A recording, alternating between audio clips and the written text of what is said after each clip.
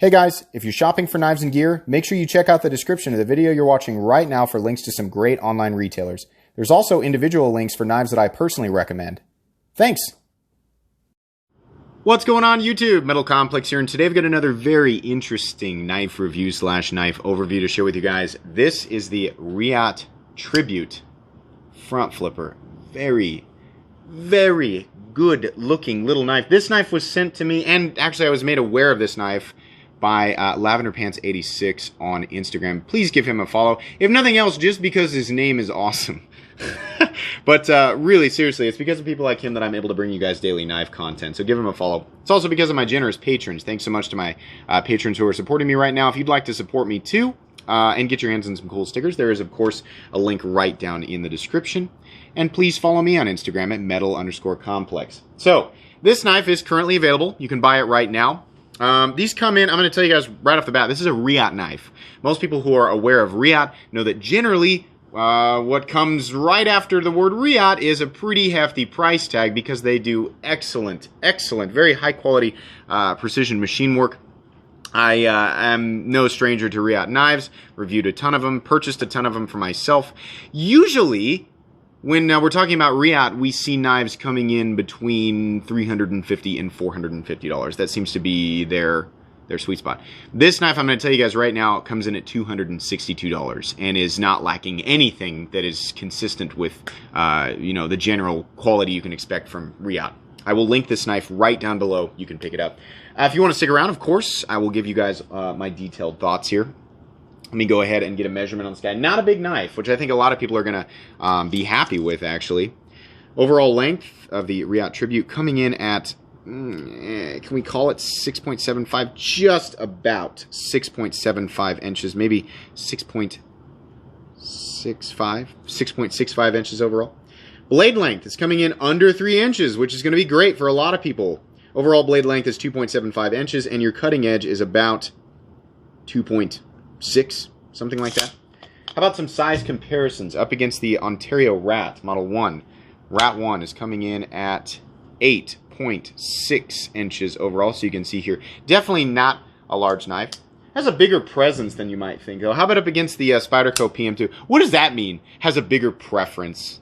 Complex, you idiot. 8.3 inches overall on the Spyderco PM2. I promise I'll talk about it. How about up against the Benchmade Griptilian, or in this case, the Ritter Hogue? Ritter Hogue coming in at 8 inches overall. How about up against the Spyderco Para 3? Spyderco Para 3 is coming in at 7.25 inches overall. Getting closer, though, I will point out, the Reate Tribute has actually has a little bit more cutting edge than the Spyderco PM2. So, last but not least, the Benchmade Mini Griptilian, probably the most comparable knife here. Mini Griptilian coming in my light, exactly the same. Right, 6.75 inches overall. So there you go, Mini Griptilian fans. How's the action on this guy? This is a Reate knife, to my knowledge, running on ceramic bearings. It is a titanium liner lock, which I just love. I love that. I've actually come to enjoy that more than a titanium frame lock. It is very smooth. The weight of the blade and the mass of the blade is not enough to really get it to fall shut, right? But it is incredible. You can see there, actually, it's wanting to. If you move the liner lock out of the way enough, it'll just, oh, then a little bit of it. That's nice. On top of that, it is both a top flipper and front flipper, which is something that, if you're gonna, that creates a potential for fidget factor. But if you're gonna do that, you have to make sure that the lines on everything are right. And honestly, if I'm gonna have a front flipper, I'd rather it be a non-exposed liner lock than a frame lock, because on a small knife like this, kind of a narrow frame, if it's a frame lock, it's kind of easy to accidentally put unnecessary pressure on the exposed frame lock, right? Which makes it much harder to do this because of where your fingers are bracing back here. On this guy, because it's a liner lock, it just doesn't matter. Put your fingers wherever you want. It makes it super easy to do that, right? If you don't want to mess with that, just top flip it. That's perfect. I had no complaints with that whatsoever. The detent is nicely tuned. Click, right? Plenty of access to that liner lock right there. This is beautifully done. Oh my gosh. I really hope people pay attention. I love simple lines. I just really love simple lines, and this is so beautifully done. I love the bolster look. I love the combination of the gold or bronze pivot collar with the zirconium, yes, zirconium pivot collar. kind of a matte finished zirconium. God, that is beautiful. Sorry, I just yelled. Sorry, people, those of you who wearing headphones. It's just, oh man, this is nice. We're going to talk about aesthetics here in a second. Action, 100, I'm on board 100%. I got no problems with the action whatsoever. It's just beautiful. Hardware check. Let's go ahead and get my tools out. As per usual, my tools are very inexpensive and very recommendable. You can find them down in the description of the video you're watching right now. I think, oh please, I never checked this before the video. T8, come on baby. T8, pocket clip screws. T8, oh god, thank you. It's wonderful. Obviously, you know, we've got this bolster thing going on here. So here's what we're looking at. Bolster. The frame is not zirconium. The frame is titanium. We've got a zirconium bolster, and then we have carbon fiber overlays or scales, right? Now, there's probably 2 more screws underneath here holding in the backspacer. That's fine. I'll take T8. Even if those are T6, honestly, at this point, the aesthetic is so nice. I love it. You know, I'm happy with the positioning of everything. I'm happy that at least the surface screws are T8. I'm happy with that. It's really nice. And even if they, you know, like I said, if they were all T6, it wouldn't be a deal breaker anyway. It's just a preference thing for me. I like larger fasteners because it's easier on my tools and it's easier to disassemble without stripping something out. So that's fine. How about carry profile? Thickness up against the Spyderco Para 3. You can see here that this is coming in very similar. In fact, just a little bit thicker. This is what I was talking about in terms of presence. It's a little bit thicker than knives that are actually larger than this. But it's not excessively thick, and you do get contouring. This is contoured.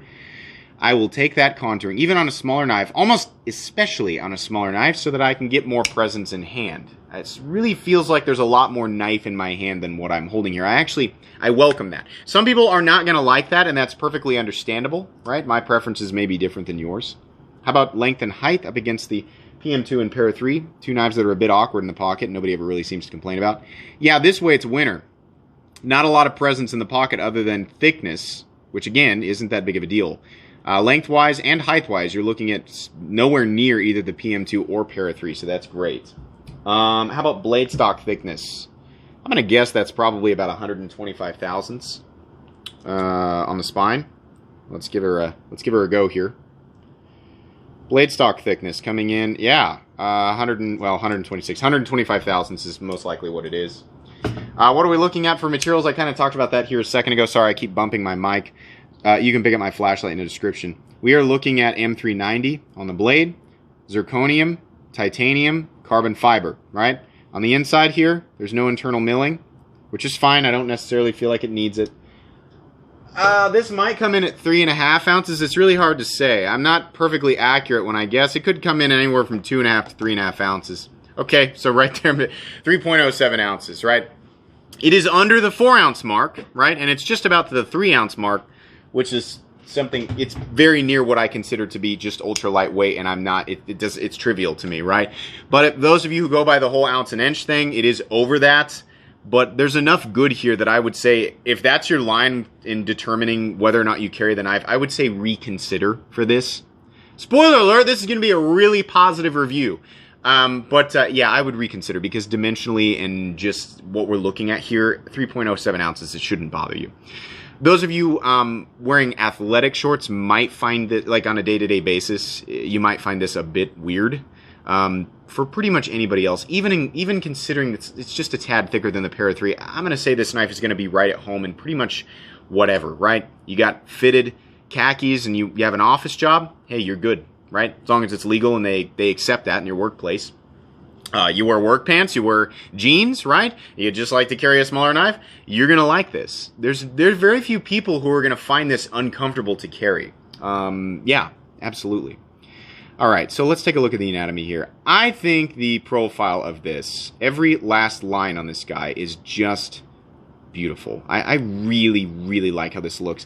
I get a weird thing with dark gray and black and satin and bronze. That's the color palette that really speaks to me. Also, a lot of you say, well, you say you always like monochromatic knives. I do, but if I have to have color, this is the color that I'm looking for. I love how zirconium looks. My wedding ring is zirconium.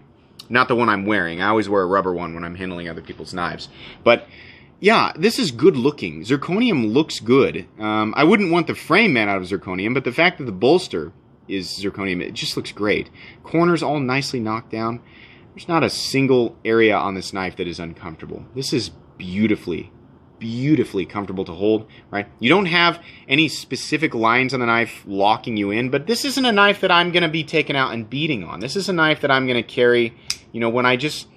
It's not important to carry a gigantic knife, right? I might just need a knife for something simple like opening a letter, but I still like carrying a nice knife, something that's a conversation piece, or I just want something to fidget with while I sit through whatever meaningless banquet I brought this knife to, right? You guys know what I'm talking about. This is just beautiful, and it's comfortable. You can actually get a full 4-finger purchase on this guy if your hands are like mine or smaller. I wear an XL glove, which means ever so slightly larger than the average person's hands, right? It's not a flex. It's me trying to let you guys know that most of you are going to be happy with you know, the hand positions on this knife. You can get up right behind the blade, which is excellent. It's very easy to position it like this. You know, it's not the easiest blade type to do a draw cut with, but you can if you want to. Aesthetically, very beautiful. The carbon fiber just looks excellent. The seam work is... The transition between the bolster and the carbon fiber is almost completely invisible, and it just looks great on both sides. Just great. Back here looks awesome. Everything just looks beautiful. The blade is a drop point blade with a nice swedge, ever so slight drop there towards the tip. Hand rub satin finish, which is awesome. Reate on one side and M390 on the other. All the lines are perfectly consistent, which is what I want with a hand rub satin finish. I don't like to see waviness. I also get really frustrated sometimes when I see, you know, satin finishes. I'll see a little bit of burn underneath or discoloration. Not on this guy, at least the one that I've got. It's very consistent in the color, and it just looks beautiful. Behind the edge, it's pretty darn thin. Pretty happy with that. I wouldn't say it's an open L, but it is pretty darn thin, and I think most people are going to be happy with it. Nice tip. It'll make short work of any puncture tasks you're going to do with it. Up here on the spine, it's not sharp. They've actually knocked this down up here, and that's really great. A little bit of jimping is kind of meaningless in that position, but okay, whatever. It's not hurting anything. It doesn't really need jimping out here considering the type of knife that it is and what I would use it for, right? So I'm good with that. Beautiful. I have no issues with the blade whatsoever. Nice sharpening choil. Just really nice. The pivot collar just looks excellent. Now, if there are other versions of this knife, I feel like I saw at least one other variant of this, so it's possible you can get it in a slightly different color, but this is exactly what I would pick up. We've got this sort of gold, what I assume is titanium on the pivot collar. We have a very simple flat pivot, ever so slightly raised above the contoured zirconium bolster. I love the slightly tumbled zirconium. I can't emphasize that enough. It just looks really great. A little lanyard hole back here. That's fine if you want to have a lanyard. Nice gear pattern backspacer. I always prefer that when I can get it. Add some contrast between the liners, right? Just a different pattern. It looks good. Matches everything. Pocket clip, I think, is just perfect for this knife. Sometimes skinny popsicle stick clips look a little bit funny, especially on a larger knife. But with this consistently straight profile, there's only slight curvature down here at the end. I think this clip looks great. It is titanium. It carries deep enough, right? Just this much sticking out of your pocket, it doesn't bother me at all. We've got, it is a little bit high, right? And just in contrast with the rest, I think the reason it looks like that is because this is a normal size pocket clip. It's just a smaller knife, right? So it might look really thick right here. I really don't think that it is. It's also not sharp here, so no matter how you're holding it, it just doesn't create any discomfort, right? It's so nicely knocked down. I just don't care. There's a continuous rise, which will be great to meet any different thickness of pocket seam. You can simply push it in and pull it out with one hand. You don't have to do that. Hold on to the pocket and push it in. You don't have to dick around with that. It just comes in and out, no problem. This side of the knife looks exactly the same as the front. Unfortunately, there is no position for left-handed carry. This knife is small enough, you could just take the pocket clip off of it and carry it like I do my Victorinox Cadet in the back pocket, right? If you wanted to. And then that sort of eliminates, well, it is still a right-handed liner lock, but if you wanted to, you could do that. But this is a right-handed only knife, pretty exclusively, right? Titanium liner lock, no lock bar insert. That's fine. It doesn't need it. The lock face is going to be carbidized, which means you're not going to have to worry about wear over time, and no amount of squeezing is going to press that lock bar or that liner lock further into the blade because there is a zirconium bolster and carbon fiber scale protecting it. So you can squeeze this all day. It's not going to change the lockup percentage or lock face geometry. Not that that's a flaw with exposed frame locks. It's just something that I appreciate. You can see it's locking up there at about 25 to 30%. And as per usual with all Reate knives, we have a perfectly centered blade. The stop pin on this guy, I think, is it fixed into position? Yeah. I think we can just barely... Can you see it in there? Right there, those two lines. As I move the blade, you can see the stop pin is internal, and that's great. It hides it back here. You cannot touch the blade, or at least I can't get my finger in there to touch that, so that's fine. Boy, I really don't have much to complain about here, and lately I've been ending my reviews like this. I don't have much to complain about. Why? Why do my reviews seem so positive? Why are so many positive reviews coming out of my channel? Because I pick and choose the knives that I want to review based on whether or not I think I will like them. I don't like telling you guys about knives that I don't like. That's not fun. You guys come here to find out about good knives, right? So the vast majority of the content that you get here, you know, is good in some way. But I will go out of my way to emphasize a knife that I think is exceptional.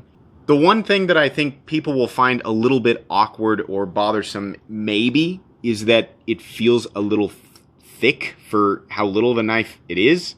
It's not something that's going to bother me. I welcome it. I actually want a little bit more presence, especially with a smaller knife. I want that presence. I want to feel like I'm holding something that is capable, even if whatever it is that I'm doing is just making a simple cut, right?